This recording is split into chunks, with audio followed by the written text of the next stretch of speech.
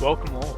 This is Colo5 playing Elden Ring Ascension mod on Hell mode. And the music track in the background is White Bat Audio. Links for these are in the description below.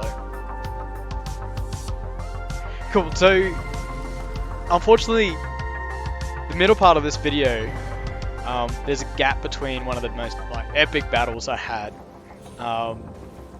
Yeah, we'll get to it and I'll explain it a bit further, but yeah, they had a drastic change. I had sort of sit and look at all the tools that I had available, and I started equipping a few more spells. So this battle with me and these little page knights, is that what you call them? Page knights? Whatever they're called.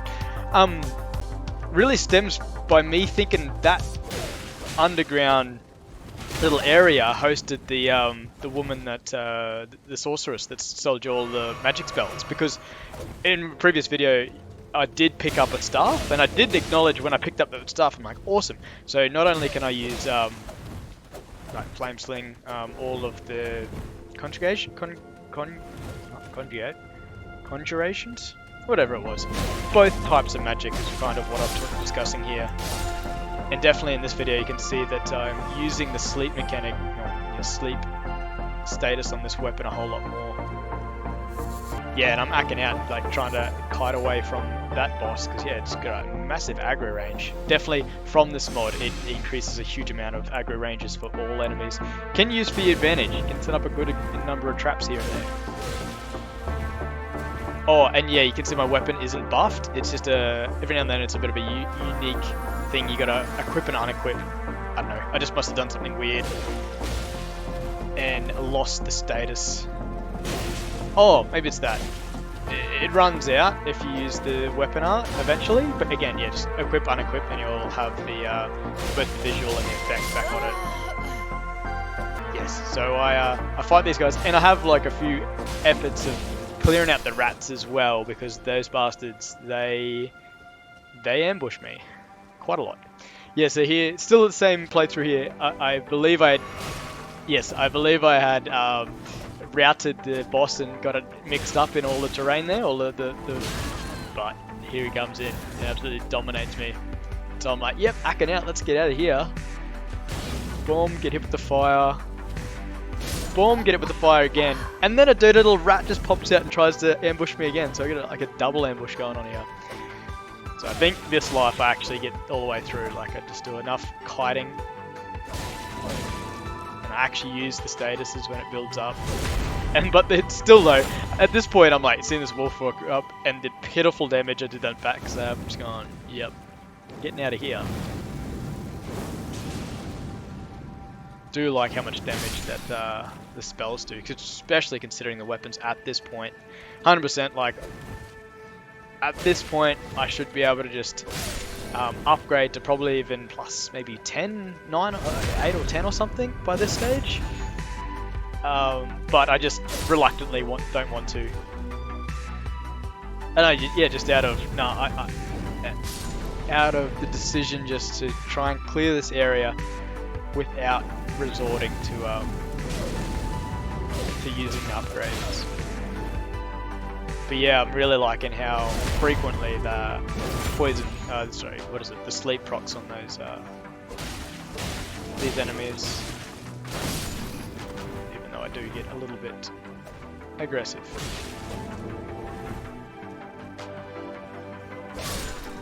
But yeah, no, 100%. I'm completely misguided because for one, I thought this area was one that hosted the sorceress.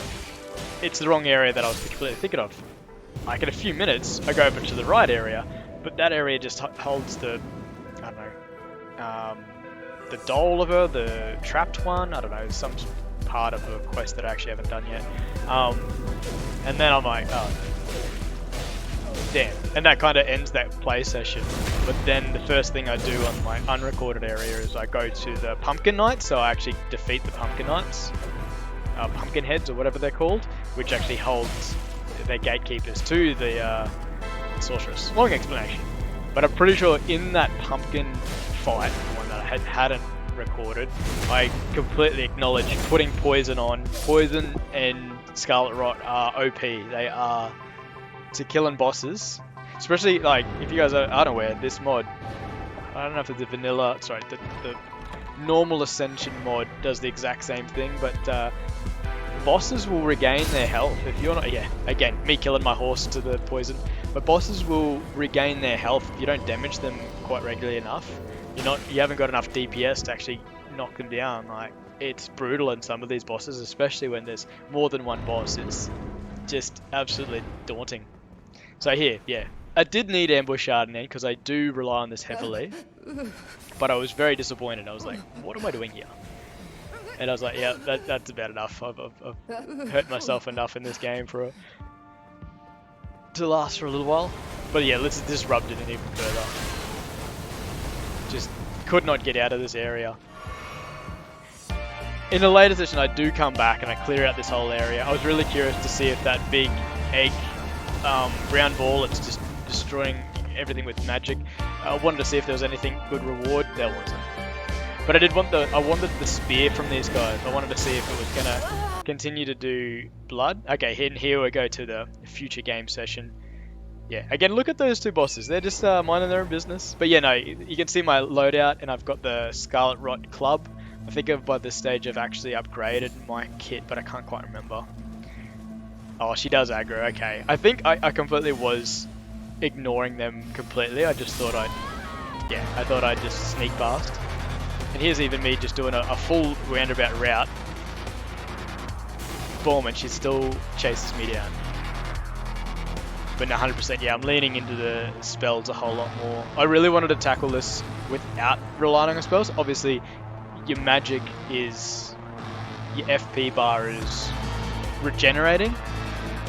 That's definitely something I did like from Ascension mod in Dark Souls 3 and Cinders in Dark Souls 3. I think, for me, it's a needed. And even when I was playing on vanilla Elden Ring, I would mod the game a bit so I can have at least a slow trickle of magic coming back, or else I'd never use it. If it was a finite resource, then I'd never use it in these games.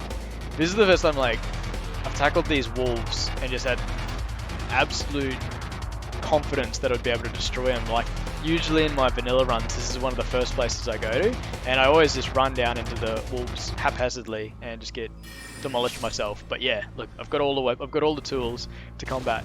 Oh, and just as I think of it, it's not showing up there, but you can start seeing how many buffs I put on my character. I've got like 7 or so up there now. 8 up there now. But they start to outrun the health bar. I mean, my health bar's not that flash at the moment, but it definitely gets bigger.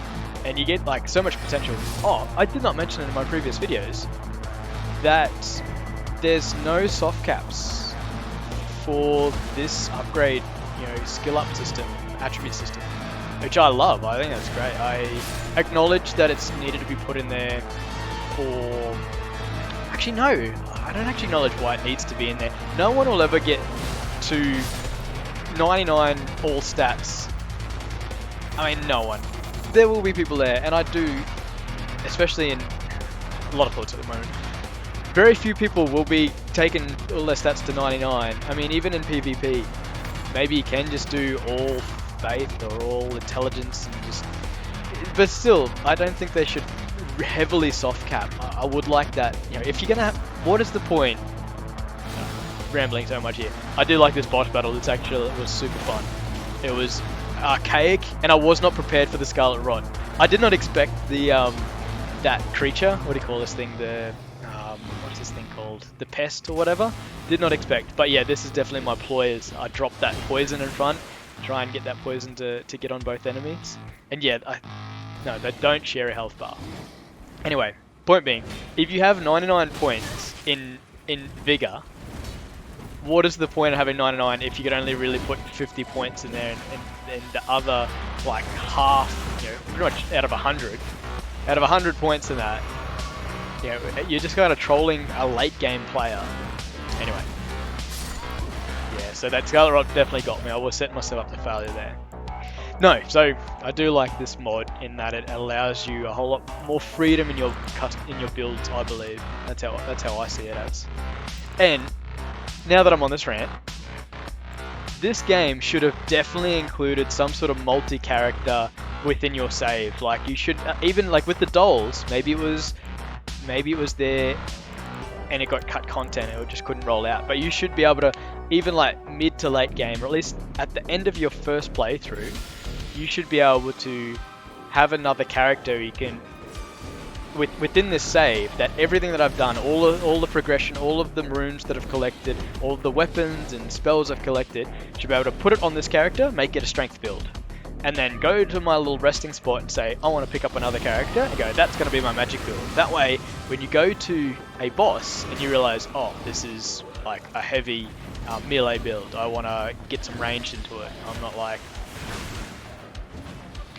I'm not forcing to go outside the whole realms, you know, do the reset from, what's her name, that sorceress, whatever her name is, Renala, to reset your whole stats, to then do it all, beat that boss, and then once you finish that boss, then go reset again to put the original build that you wanted.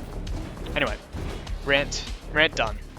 So, if you haven't picked up what I'm saying, what I'm doing in this boss room here, so I'm trying to put the poison status on them and the scarlet rot status on them, so they get this double tick down, which really is effective on some enemies.